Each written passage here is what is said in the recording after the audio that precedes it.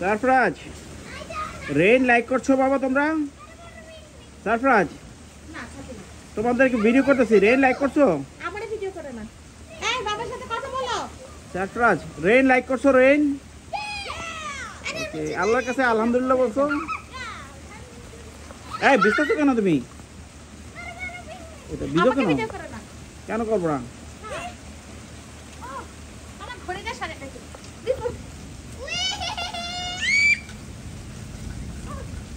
তুমি দিছো না মনি? মনি দিচ্ছে।